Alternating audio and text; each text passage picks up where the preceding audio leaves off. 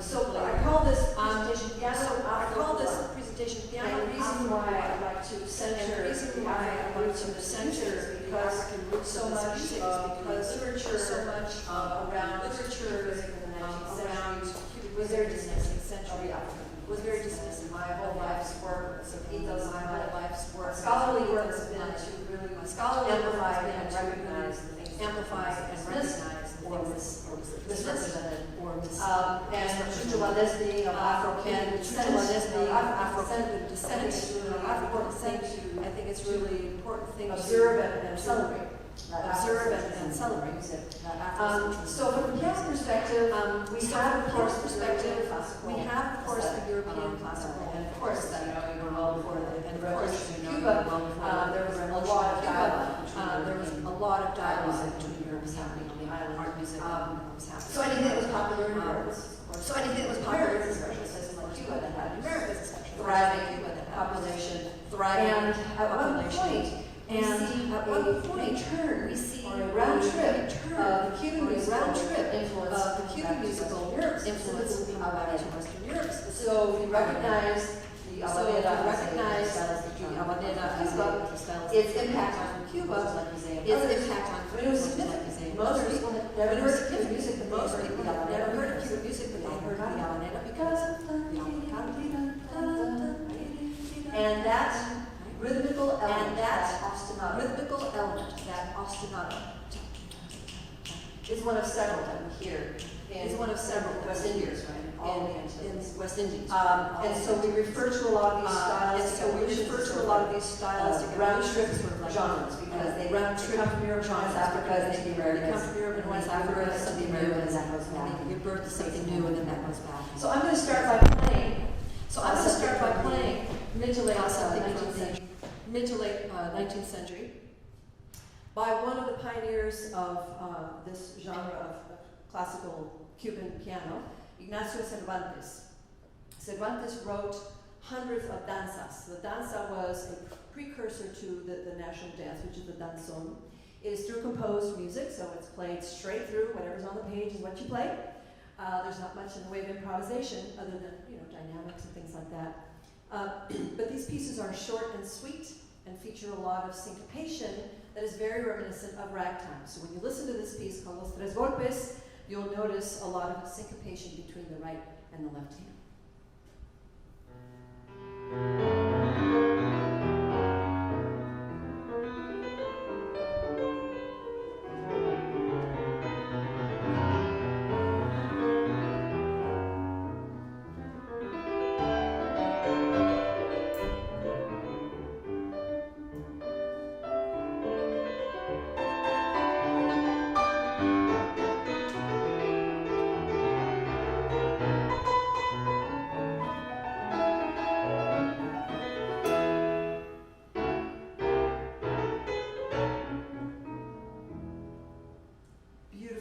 Lovely piece.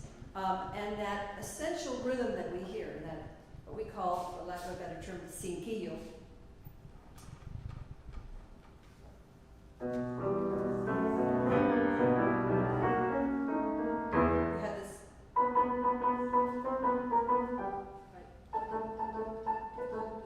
All of those little rhythmical cells are essential elements of West African music. And those rhythmical cells are the result and the real influence of the drum, right? So everything that we hear in the piano pedagogy, as much as it feels Eurocentric, it's been completely impacted by the significance of the drum. And those drum rhythms that we hear, whether it's Cuba, Puerto Rico, Dominican Republic, Jamaica, Trinidad, all throughout the West Indies, have these common phrases. So one of the most common ones that I'm going to have you clap is the tresillo. It's a three-note rhythm.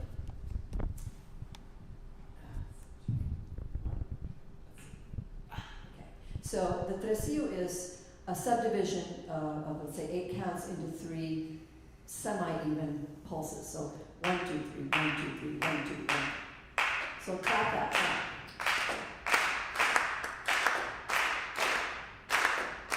Now, if you tap your foot, keep going.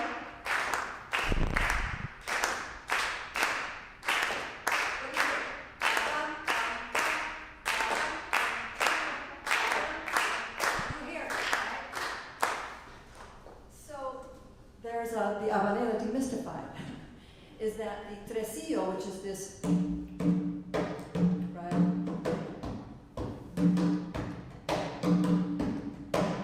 Whatever the pattern is, the essence of it lives here, and then it's translated into, you know, all of the sort of the art music of the time. So this piece that I just played for you is again reminiscent of a lot of the stylistic evolution of piano at that time. I'm going to play one other piece while I won't get in your way. This is a piece by Maria Cervantes, his daughter, called No Me Toques, Don't Touch Me.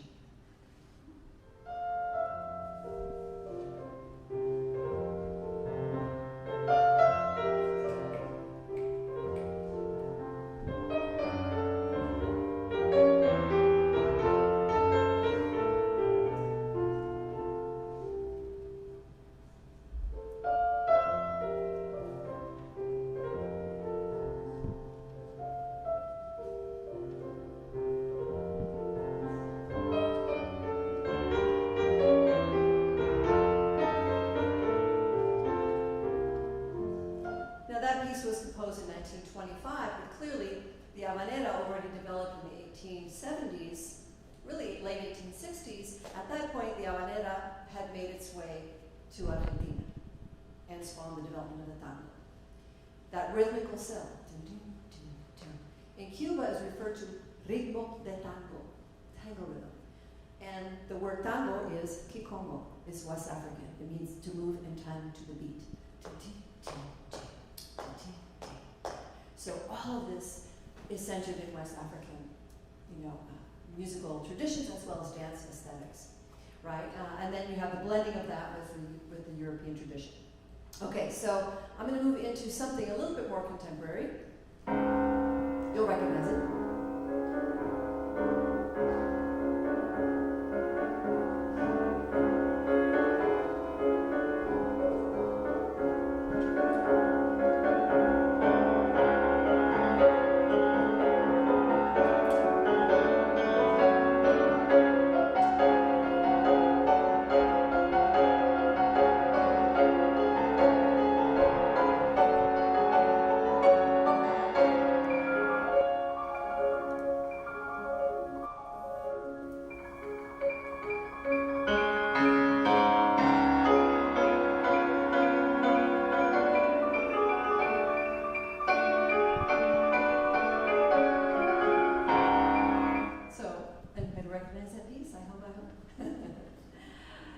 Composed by the Gershwin of Cuba, right?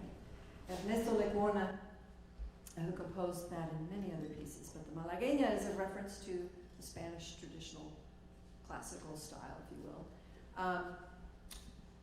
And that definitely has more of a Spanish aesthetic to it. But then his most celebrated piece, I think, and the one that most piano players and certainly piano students in Cuban music schools and conservatories have to learn, is this one called Danza Lucumi.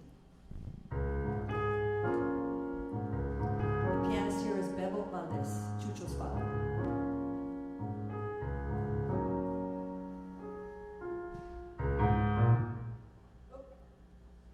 Just lost it.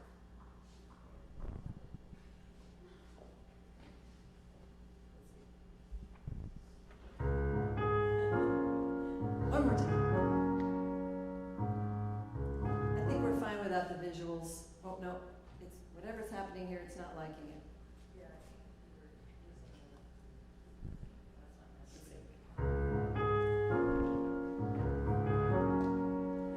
I'll send you the PDF of the visuals later.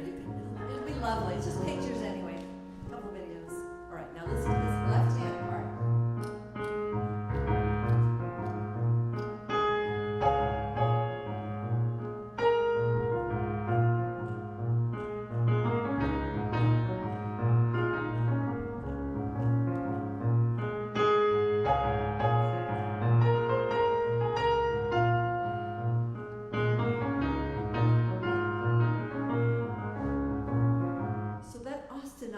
That repeated part in the left hand.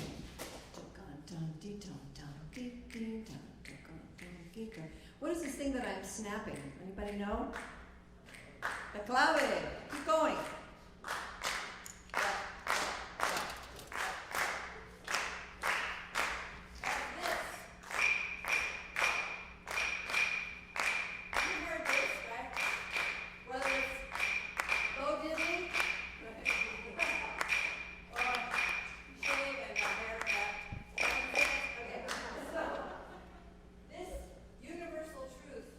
Cuban music, these two simplistic seeming sticks carved out of the center of a tree and polished and rounded and developed by both Spanish and West African citizens working together in not too great circumstances, but developed this incredible thing that became the lifeblood, the heartbeat of Cuban music, and incidentally of salsa music and Latin jazz.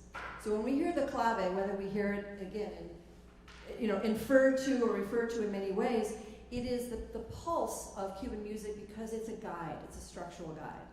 It's a timeline by which all musicians, instruments, vocalists, they all align themselves. And that aesthetic is also West and Central African, coming out of whether it's Nigeria, Congo, Dahomey, which is now Benin. These rhythmical timelines are often played on cowbells. But in Cuba, the development of the clave as an instrument permeates many different types of secular music, and one of the most foundational musical traditions became the son. And the son is popular dance music, developed in the 1800s. So the clave is really centered in that kind of music. And as we see the son evolve, we see this incredibly rich tradition of the influence not only of all of these rhythmical styles that are stimulating and encouraging dancing, but we see the influence of American jazz, specifically in the harmony. So the next piece you're going to hear is by one of my great influences when I was first starting on my journey as a pianist, the great Pedro Justiz Peruchin. Amazing pianist. Oh, and there he is! Yay! Thank you. There he is. How about that? Oh, the piano gods are with us today, or the goddesses. So Pedro Justiz Peruchin, look at those fingers. They're like sausages. But boy, could he play a mean piano. And he was also a big band director and an arranger. But I want to play something with just piano and rhythm section. So you're going to hear some really beautiful rhythmical playing as well as some linear stuff. But mostly it's digging into the rhythm and a lot of that repetition. So this is La Mulata Rumbera.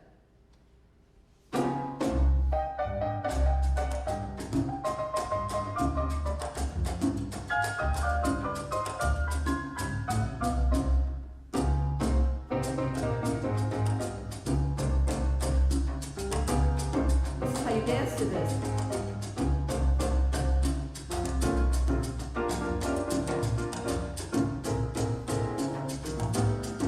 Syncopated. Where's the downbeat?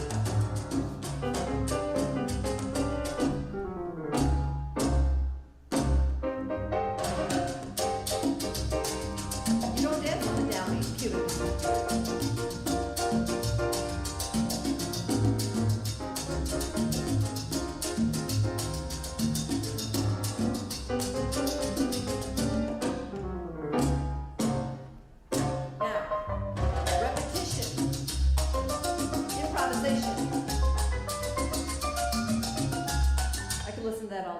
Okay, so what is going on here? That once you get into the refrain, what we call in Spanish estribillo, you have this repeated section.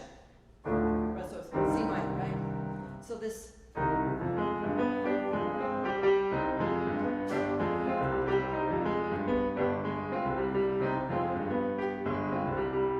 And we recognize that. If you're a fan of salsa or Latin jazz, you've heard that before. We refer to that as the tumbao or the montuno. This is a repeated rhythmical ostinato that became the lifeblood of Afro-Cuban dance music and eventually salsa and Latin jazz. But the origins of that approach to playing the piano did not start on the piano, they started on the Cuban tres guitar, which is a smaller body guitar that has 3 sets of double strings played with a pick, developed in Cuba for the son. And in the son, you see the foundational ostinato patterns, the syncopation, very simple harmony, but that rhythm that is just so infectious. And it's, again, there's a lot of stability and variation. You know, the idea that you have to create a pattern that is suitable for dancing, but you also have to make sure that it's interesting to the player. You're not just playing the same thing ad nauseum. The other evolution of Cuban piano playing is from the perspective of big band writing and stylistic evolution. One of the greats, Damaso Pérez Prado, who in the mid-50s moved from Havana to Mexico City and started his idea of a big band, which is really more like very quirky, kind of a combination of musical theater meets Cuban music meets Hollywood or something. He appeared in a lot of films. But his idea was to turn the whole big band into a drum. Right? Every section of the horn section, right? Everybody's playing rhythm, repeated rhythm. And every single one of his compositions was called mambo something. Mambo number 5, mambo number 8, que rico el mambo, Lupita mambo. A lot of people thought, well, he invented the mambo, but he did not. He evolved it and he created his own style. And the significance of the sound that he created in the big band didn't sound like anything else. So here's a little bit of mambo number 5.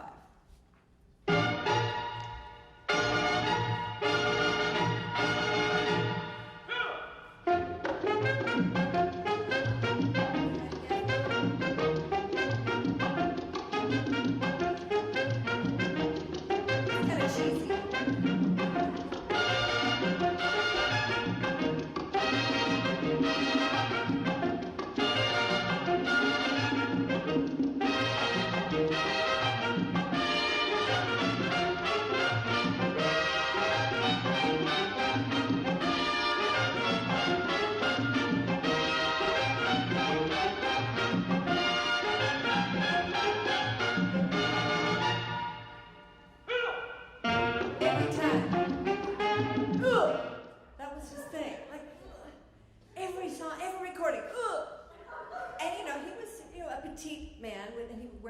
Oversized zoot suits and get in there and direct the band. Sometimes instead of conducting with his hands, he'd use his feet. I mean, he was just a character. Go on YouTube, you'll find there's a great clip of him on the Spike Jones show from it's got to be 1958 or 57, 58, where they're doing a sort of a mano a mano. It's hilarious. Anyway, so now let's get into some of the more contemporary aspects of piano playing. When we see and hear the evolution of the Cuban son, which again is that foundational dance music, that you can say is sort of equal parts Spanish and African derived, developed in the mountains, made its way to the big city, and was incidentally some of the very first Cuban music to be recorded when the recording industry began, and of course then disseminated on radio. And as the son evolved, the orchestras of the ensembles got larger, and the music got more dense and larger ensembles, as well as a little bit faster tempo. Fast forward to after the revolution in Cuba. So I'm just making a big leap right now and bypassing a lot of social and political realities to talk about how dance music in Cuba is transformed as a result of the revolution, primarily for a couple of reasons. One, because as a Cuban musician, you were not allowed to listen to American popular music. And if you did, you got in trouble. So you had to do a sort of a surreptitious way around. Like you had to figure out, how can I sort of hint at the American influence of rock or pop, or as we'll see, funk or hip hop? How could I do that and still sound Cuban? So along comes, a band called Los Van Van, established in 1969. We refer to them as the Rolling Stones of Cuba, and their pianist and musical director co-musical director, along with the founder, until he formed his own band, Cesar Pupi Pedroso, who just left us last year. His whole aesthetic as a pianist was to create these incredibly repetitive and infectious montunos or tumbaos. This idea that as a piano player, you didn't have to stick to a playbook. You didn't have to play the same thing over and over. And if you did, you wanted to come up with something that nobody else had done before. And that really happened with Pupi. So another great inspiration to me and mentor. So this is a live recording, so not a very good sounding recording, from one of their first live, and this is the title track, Que Tiene Van Van. Oye, pasan los años y seguimos ahí, ahí, ahí.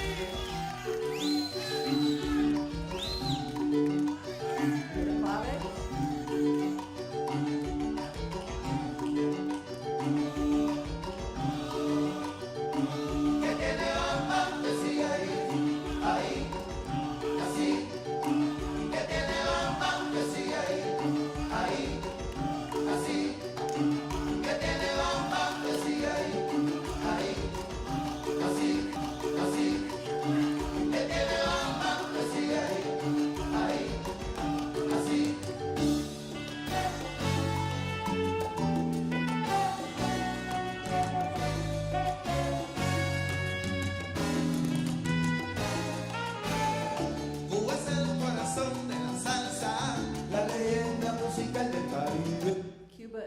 heart of salsa, right? Just the idea that Cuban music is responsible for the development of salsa music. But people in Cuba would not call what you just heard salsa. They would say this is songo or this is timba, right? So I want to highlight two things. One, I'm going to highlight that pattern that was played on the piano because it is very unusual. Let's see if I can remember it. It's very odd because it uses an augmented chord.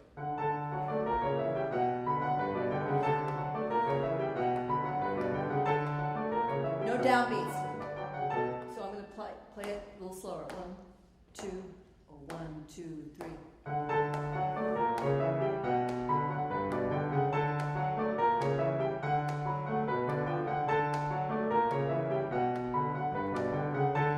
I mean, and the funny thing about the story behind that song is that when Pupi came up with that pattern, the rest of the band sort of challenged him, like, oh, you'll never be able to play that throughout the whole song. You'll never be able to hang on to it. It's too hard.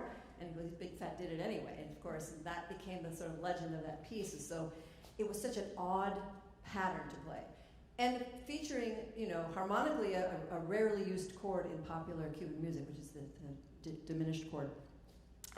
So the other thing, and I wanted to highlight since I have these lovely congas here, thanks to Isabel, that when you're hearing the basic beat, besides the syncopation of the piano and the bass, it is the conga drum that provides the real meat of the rhythm.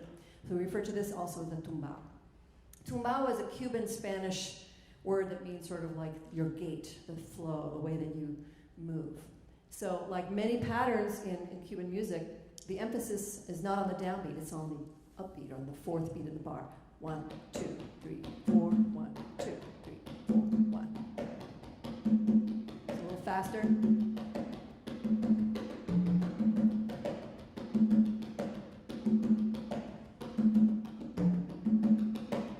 So when you're hearing that, your ear, if you don't know that that's not the downbeat, you can get really turned around. The bass is also not playing on the downbeat, right? The bass is also anchoring the 4 and the and of 2. So something like 1, 1.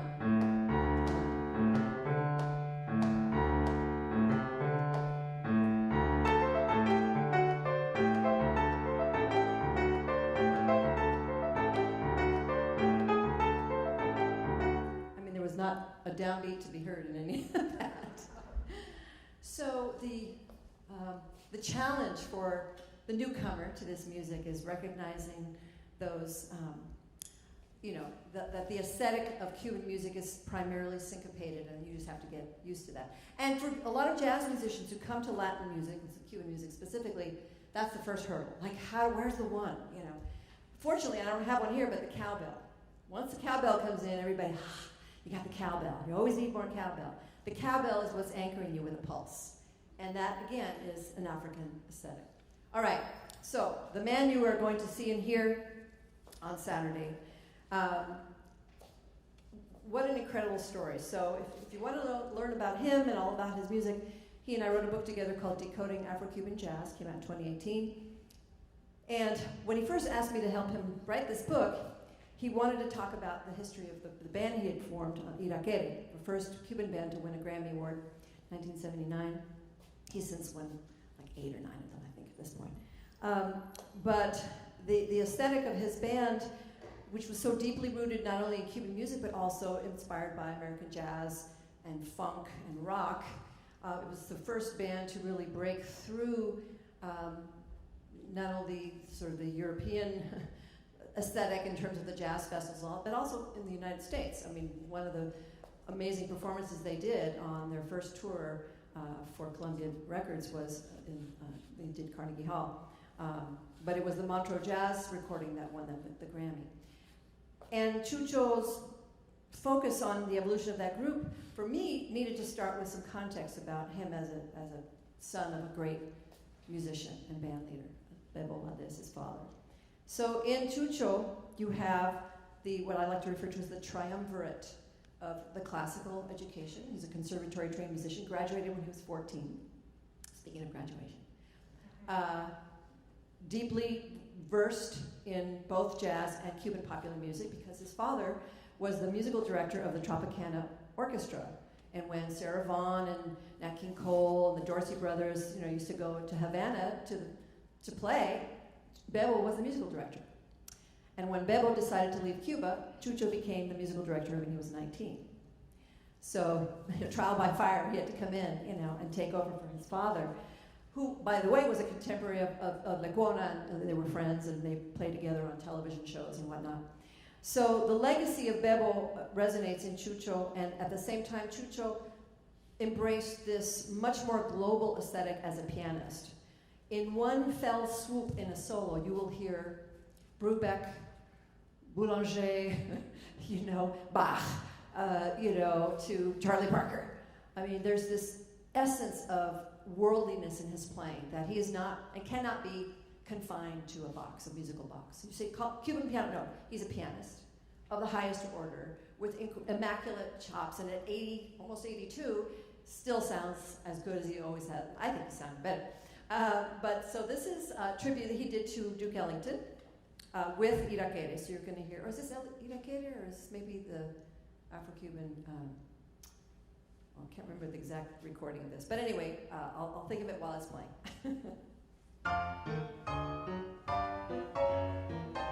Stride.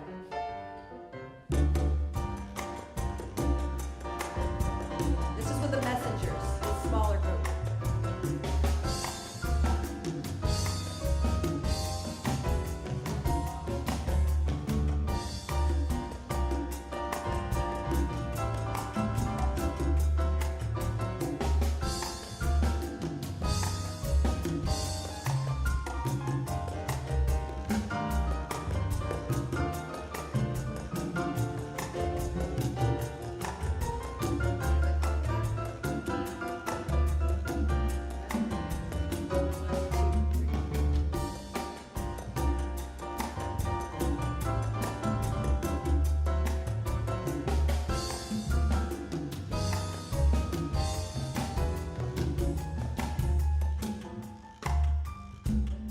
Satin doll with a clave.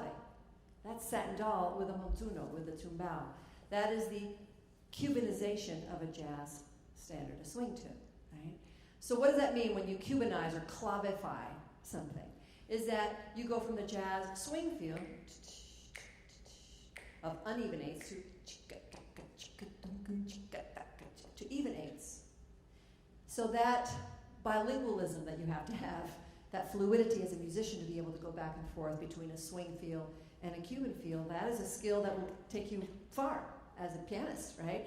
The more you know about that navigation between those worlds, the more gigs you'll get as a musician. So I want to share this from a nice jazz festival back in 2021. I think it was like his first live concerts as the pandemic was still raging in places. Son 21, Son 21. With his quintet. You're going to hear some very contemporary, some very modal harmony on the piano. You're going to hear references to the blues. You're going to hear, we talked about this in class, in your rehearsals, the chordal harmony. Chords and fourths, right? Okay. This sound, which we hear by the mid to late 50s and into the 60s with people like McCoy Tyner and others, this idea of expanding the harmonic vocabulary of jazz music. Well, again, he drinks from all of those fountains. So this is Son 21.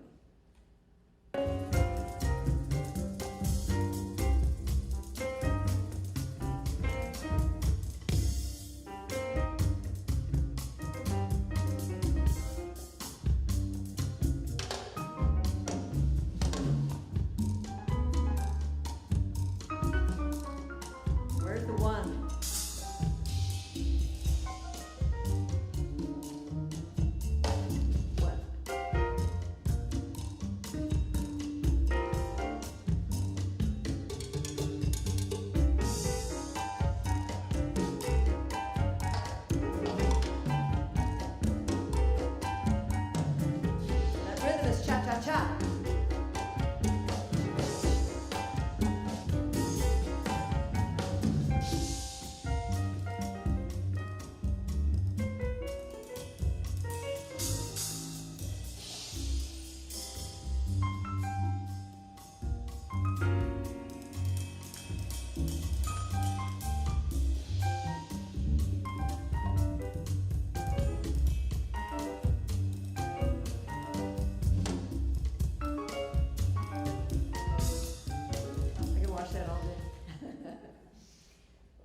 I'm going to go back just a bit and talk about another really important pianist in the sort of lexicon, if you will.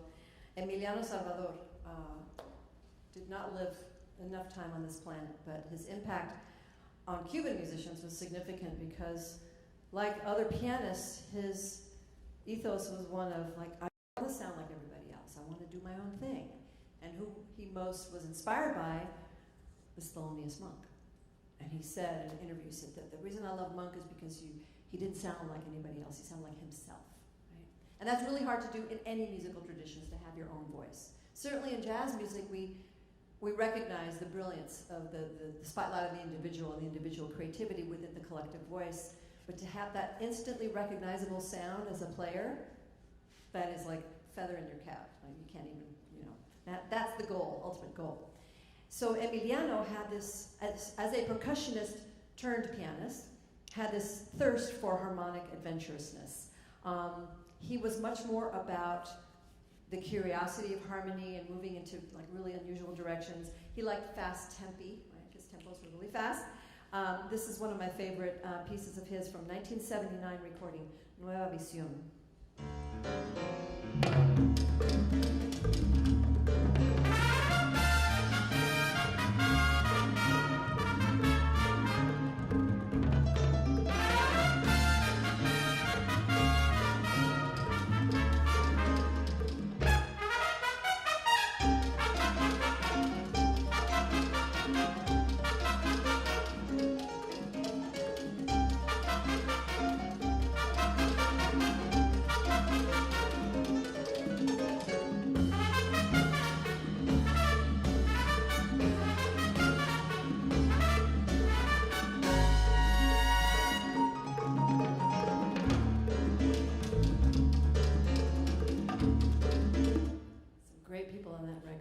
Bobby Carcassés, Pablo Milanés, a bunch of my buds.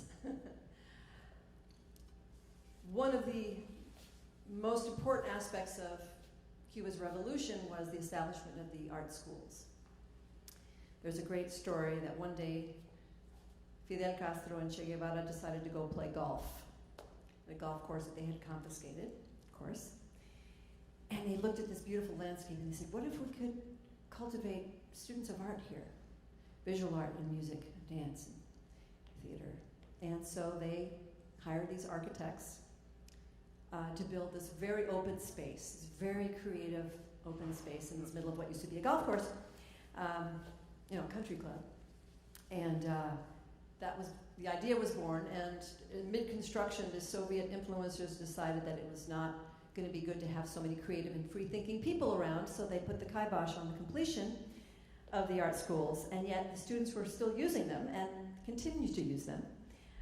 In the mid-2000s, the architectural community, I don't know what organization, decided to come to the rescue and raise some money to finish a couple of there's like 4 campuses and they finished 2 of them, and then a hurricane hit and they had to divert resources. But the long story short is that these art schools continue to produce some of the most amazing musicians and dancers and visual artists and actors. And as an artist, or as a student of art, whatever you want to pursue, there's no cost. You want to become a concert pianist, you want to become an engineer or a doctor or a lawyer, it's free, all the way through PhD level. And so these art schools were an extraordinary testament to the possibility of cultivating civilized and decent citizens in the midst of, yes, a communist-controlled regime. So there's a little bit of an oxymoron in there somewhere, I'm sure. But imagine this place, post-revolution, that anybody from any part of any walk of life, any race, could become this incredible artist or engineer or doctor. And one of these amazing artists, another dynasty piano family, Gonzalo Rubalcaba, born in 1963. When he hadn't even graduated from school, he was already signed to a German record label, Mesidor. And they recorded a live album in Havana, and then they brought him to Europe to do a couple of solo piano recordings. He now lives in Florida, about a couple of miles from Chucho, actually. And this is a beautiful piece of his that centers the national dance of Cuba, the danzón. It takes a genre of Cuban music that was developed in the late 1800s, and he modernizes it through jazz harmony. Instrumentation is pretty traditional. He has a flute but no strings, a drum set in addition to percussion, bass, and himself on piano. So this is Mi Gran Pasión. I think there's trumpet on here too.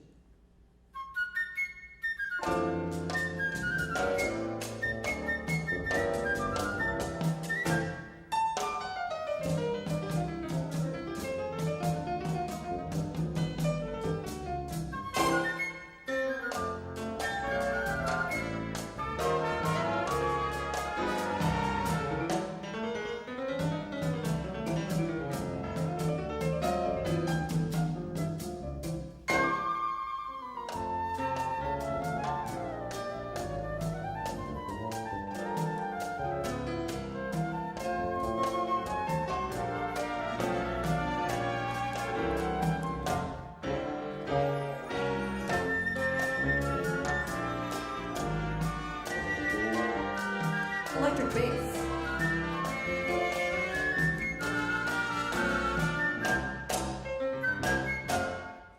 When you hear that, you're hearing, a style of music that has not really changed all that much from like the 1930s when it sort of culminated in its evolution. It's a through-composed style of music. The danzón follows the rondo or ritornello form, so A, B, A, C, A, D.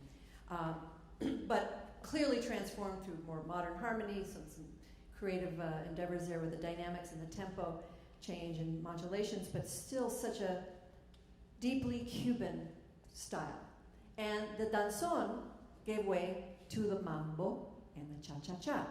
So as an ancestral form of Cuban music, it is essential in being one of the founding genres of Cuban music. We said there's like the big four: the danzón, son, rumba, and trova, which is the more troubadourial style of music that developed in Cuba. So if you've heard of the bolero or the guajira, those are forms of trova. Right? I like to refer to this next couple of slides, excuse me, as the young lions. They're not so young anymore, but definitely recognizing the piano, the powerhouses of piano in Cuba. It's a thing. I'm going to play Iván Melón Lewis, who now resides in Madrid, in Spain. He was one of the first pianists. I remember when he was still in high school, at the School of the Arts. He and Carlitos Puerto, who I brought with me last time to play the bassist, came home from school that day and basically gave me a private recital in the home. And I heard this then very young man, and I thought, ooh, he's doing some new stuff. He's got this new thing going on. Having heard Gonzalo, because he's 8 years younger, seeing Gonzalo as his elder, he's like, I like what Gonzalo was doing with this sort of adventurousness, harmonically, rhythmically. So he took that and he applied it to some of the Cuban dance bands at the time. In the 1990s, when Cuba entered the special period, which wasn't so special, what happened in 1990? Soviet Union collapse, no more $5 billion a year in subsidies to the island of Cuba. Institutional blackouts, food shortages. Already, Cuban food is very scarce, and you have to do rationing system. So it was very difficult. But at the same time, the music, being a reflection of the time, got really intense and busy and aggressive. There's just like an intensity to that. Because, if you've got nothing else to do other than dance, hey, might as well have a good time doing it, so you might be really hungry for a long time. So his approach to playing the piano was, again, taking more challenges or more risks with how you could divert the rhythm and still create a good beat for dancing. Now, what you're going to hear is not dance music. You'll have to listen to Iván playing what we call melon, because you're not going to have a career in Cuba if you don't have a nickname. So usually the nickname is based on some attribute of your physique. So if you have a large head, you're melon, or maraca, who's a flute player. The maraca's head looks like a maraca. So anyway, so when you hear him playing with these bands, you hear this distinct touch. And this piece is called Montuniana, so it's Montuno-ish or Montuno-esque.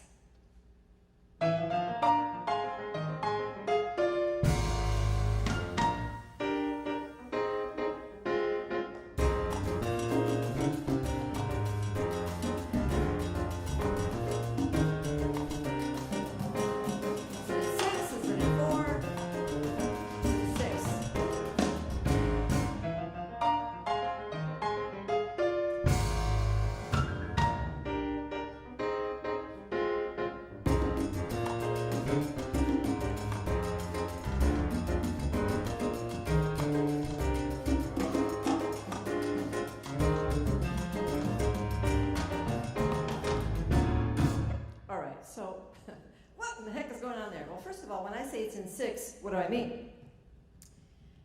That many West Central African sacred as well as secular rhythms are counted in groupings of either 6/8 or 12/8 times. So 1, 2, 3, 4, 5, 6, 1, 2, 3, 4, 5, or 1, 2, 3, 4, 5, 6, 7, 8, 9, 10, 11, 12, talk, get deep, talk, get deep, talk, get deep. And in Ghana, in Nigeria, in Dahomey, as well as what used to be called Congo, now Democratic Republic of Congo, there is a rhythm that is played on the cowbell.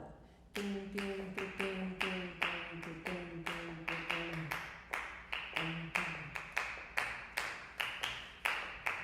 Keep going.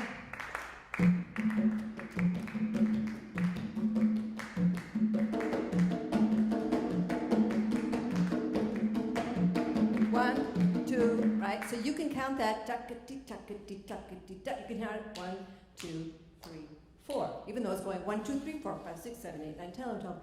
The subdivision of each of those beats is in 3. A triplet, just like swing.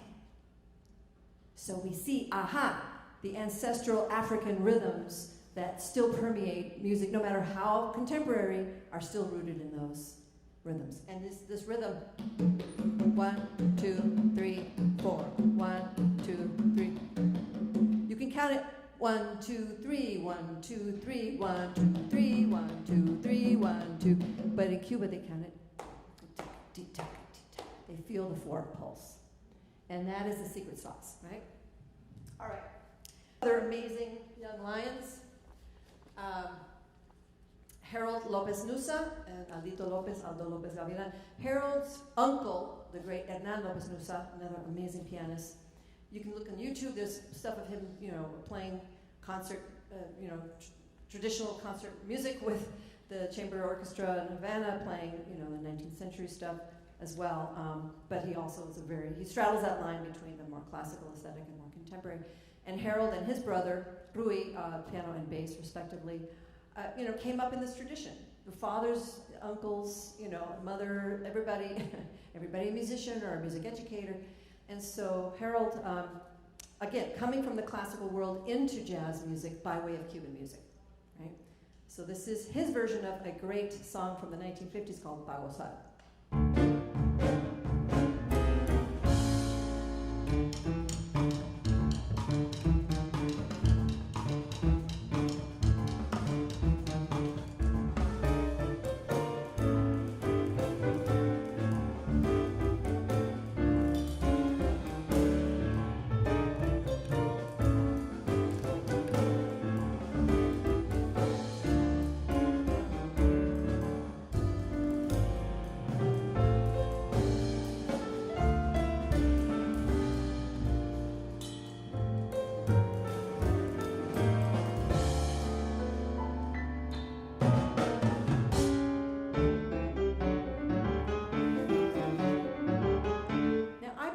For you earlier, that montuno, that thing,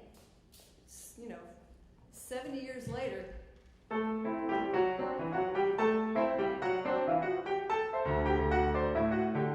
got good mileage out of it, right?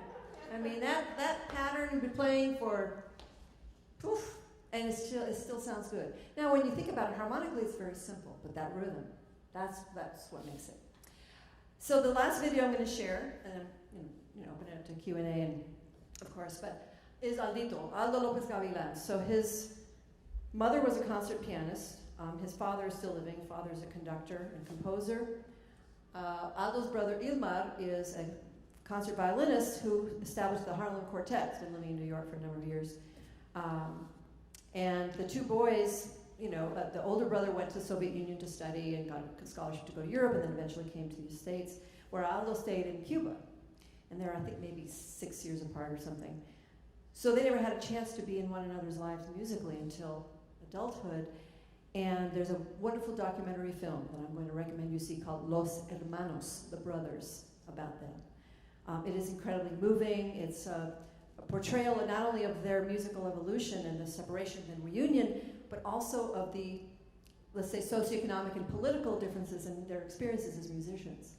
And as Black Cuban men, classically trained musicians. And as we see the dearth of people of color in the space, right? So what an amazing testament to Cuba's educational system, despite all of the challenges, is that they're doing what we are not able to do in this country, right? Which is really recognize and celebrate everybody's potential in this art form, or any art form. So this is a piece of his, beautiful piece. Although you could swear he has two more hands. I don't know how he does what he does, because every finger is being put to use. So it really sounds like two people are playing.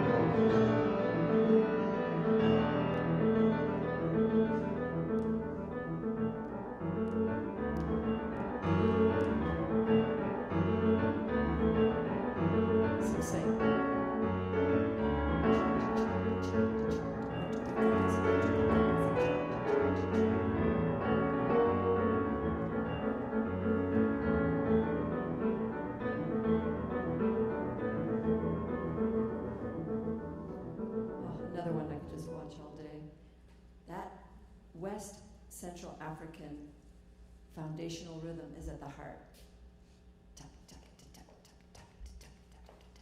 And you know, there's a great YouTube video of him playing like Frere Jacques. But Frere Jacques got like on steroids, like you've never heard it like this. You know? So this last little slide to just sort of, you know, memorialize and people we didn't talk about, and so many of them. But again, the legacy of Cuban piano at its core is one that centers the West African aesthetic rhythmically, that certainly brings in the European elements and influences from the, you know, classical art music or whatever you want to call it. And then of course jazz. And then what we see in Cuba is the marriage of all those traditions and the ongoing evolution of those traditions, and also primordially rooted in dance. You know, that, yes, you could say it's concert music, but everything that you just heard, somewhere, some way, somebody's moving to it. Or should be, if they're not, right? So, I'm happy in the last 2 minutes to take any questions, comments you might have, because I want to apologize for that, but can we please give a shout out to Dan and all the people who helped make the technology work for us? Thank you.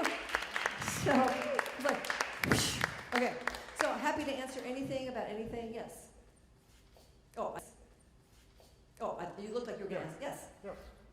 Where does machito fit in this? Machito always will be, one of the great Afro-Cuban band leaders, vocalists, and composers who came to New York in the 1940s to join his brother-in-law, Mario Bausa, in the birth of Afro-Cuban jazz. I clearly could have gone there, and I didn't. But their legacy as band leaders was to, again, center African, you know, culture and identity in the title of the band, the Afro-Cubans. Machito and his Afro-Cubans. So everything that they played in that band, and if you ever heard of Machito and his Afro-Cubans in the 1950s, one of the top 3 Latin big bands happening in New York, it was Machito, Tito Puente, and Tito Rodriguez. Tito Puente, born in New York of Puerto Rican parents, a New Yorker, and then Tito Rodriguez, born in Puerto Rico and then came to the States when he was 16. So the Latin big band era was really started with Machito and Mario Bausa. Mario Bausa is the father of Afro-Cuban jazz. He came to the U.S. when he was 19 years old, had been offered a clarinet scholarship to Milan in Italy, and decided, there's no future for me as a black man in classical music, I'm going to go to Harlem. He sits in with Chick Webb and becomes the musical director, and then sits next to Dizzy Gillespie. He introduces Dizzy to Chano Pozo, and the rest is history, as they say. So, how about that answer? What else? Come on, I'm ready. Yes, anything. You can just yell it out. I can repeat the question. No, nothing. Questions, comments, fears, phobias, or anxieties? Yes. You had us clap the clave before up here. When you played your examples, there was no one in the band is responsible just for playing that pattern all the time. They're improvising around it, right? Yes. But we feel it. It's omnipresent in the music. It doesn't have to be physically present as an instrument to even be there. So for example, the drummer could have a jam block or a wood block and play the clave. But the claves as an instrument are found specifically in rumba, which is still a folkloric tradition, again, back to the 1800s, still happening today and ongoing in its evolution. And if you have the luxury of having a clave player in your band, because who can hire just somebody banging a pair of sticks? So it's better to not have the clave played by a singular person and instead embedded into the music.